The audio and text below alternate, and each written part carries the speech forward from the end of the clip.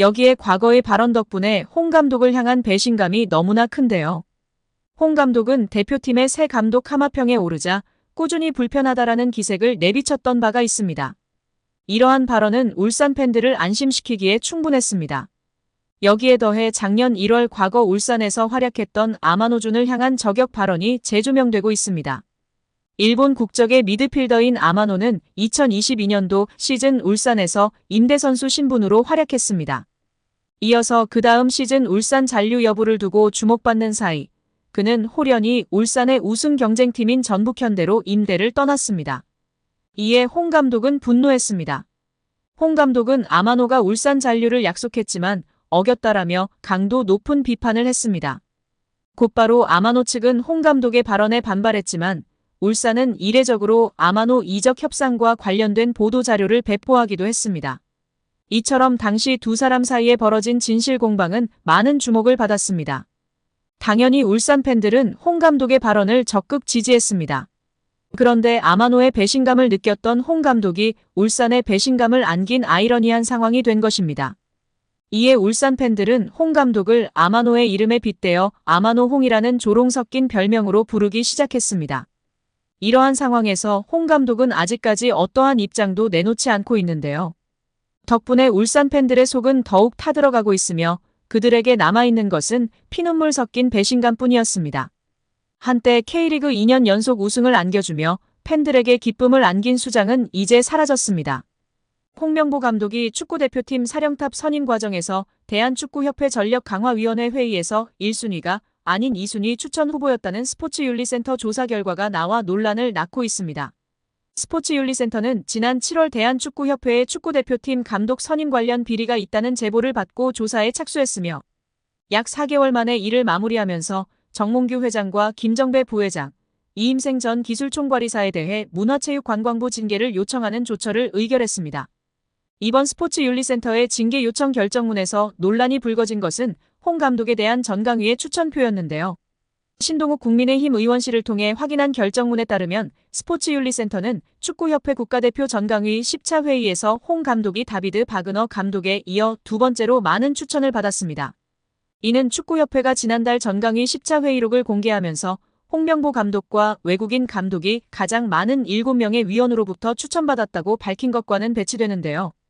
홍 감독과 함께 최다 추천을 받았다던 외국인 감독은 바그너 감독입니다. 대표팀 감독 선임 과정을 살펴본 문체부 감사 결과에서도 홍 감독이 전강위 10차 회의에서 바그너 감독과 최다 추천 후보였다는 축구협회 발표 내용과 크게 다르지 않았습니다. 그러나 스포츠윤리센터는 당시 한 위원이 추천 대상에 바그너 감독을 언급했으나 축구협회 회의록에는 이를 누락한 것으로 확인됐다고 짚었습니다. 스포츠윤리센터는 결정문에서 해당 위원으로부터 의견을 청취한 결과 회의록에는 추천하지 않았다는 외국인 바그너 감독을 추천한 것이 사실로 확인했다며 이에 따라 바그너 감독이 8명의 위원으로부터 추천을 받아 단독으로 1순위가 된다. 홍 감독은 7명의 추천으로 2순위였다고 했습니다. 스포츠윤리센터는 이번 조사에서 문체부 감사와 마찬가지로 감독 선임 권한이 없는 이전 이사가 최종 후보를 추천했다며 축구협회의 홍 감독 선임 과정에 문제가 있었다고 지적했습니다. 더불어 정 회장이 단체 수장으로서 감독 선임 과정을 제대로 관리 감독하지 못했다고 판단, 직무태만으로 징계를 받아야 한다고 했습니다. 김 부회장은 권한 남용, 이전 이사는 최종 선임 과정을 불투명하게 진행한 점을 이유로 징계 대상자가 됐습니다. 결국 홍명보 감독은 10년 만에 대표팀에 돌아옴과 동시에 외국인 지도자 버금가는 대우도 받습니다. 이임생 이사는 연봉 등 세부 계약 조건에 대해서는 밝힐 수 없지만 이제 한국 지도자들도 외국인 감독 못지않게 대우를 받아야 한다는 생각이라면서 외국인 지도자에 뒤지지 않는 계약을 체결했다고 전했습니다. 홍명보 감독은 지난해 울산과 프로스포츠 최고 연봉인 10억 원의 3년 재계약을 맺은 것으로 알려졌는데 대표팀을 맡으면서 더 많은 연봉을 수령할 것으로 보입니다. 직전 클린스만 감독의 연봉은 약 30억 원, 벤투 감독은 약 19억 5천만 원의 연봉을 받았기 때문에 최소 20억 원이고 최대는 30억 원 수준으로 예상받고 있습니다. 따라서 홍명보의 연봉은 최소 20억에서 최대 30억 원 수준이라는 것인데요. 월드컵 이후 아시안컵까지 계약을 장기간 맺었습니다. 다만 월드컵 종료 후 중간평가를 갖기로 되어 있으나 경질 한들 남은 계약 기간 보존 금액하면 최소 30억 원이겠고 홍명보뿐 아니라 외국인 코치 2명도 생각하면 60억 원 이상이 나가겠네요. 정말 최악인 것 같습니다. 경질 없이 가도 홍명보 30억 원의 외국인 코치들까지 하면 연 60억 원 이상씩 나가는데 대체 왜 캐나다를 이끌고 코파 4강까지 간 제시마치를 안 잡았고 바로 프리미어리그 승격을 코앞에서 놓친 바그너 그리스로 유로를 아쉽게 못 나간 포엣을 버리고 홍명보인지 당최 이해가 가질 않습니다. 정말 최악입니다. 축협. 반드시 책임을 져야 할 것입니다. 지금 당장 말입니다. 정몽규 취임 후 보조금은 11년간 3배 늘었습니다. 정부 보조금은 연간 최소 110억 원 수준이며 스포츠 토토 등 복표 수익 연간 200억 원이 지원되고 있습니다.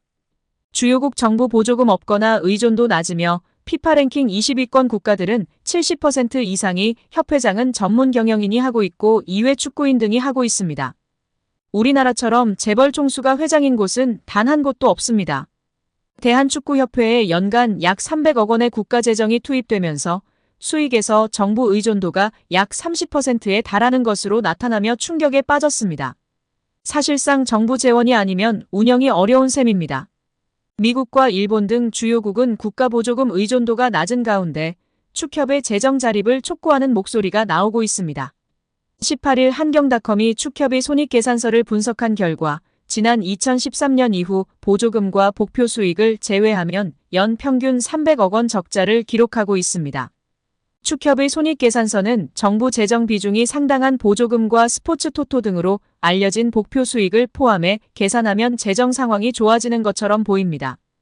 복표 수익은 국민체육진흥공단이 국민체육진흥기금 조성을 위해 운영하는 국가정책사업에서 발생하기 때문에 정부 재원을 배분하는 세금의 성격을 가지는데요.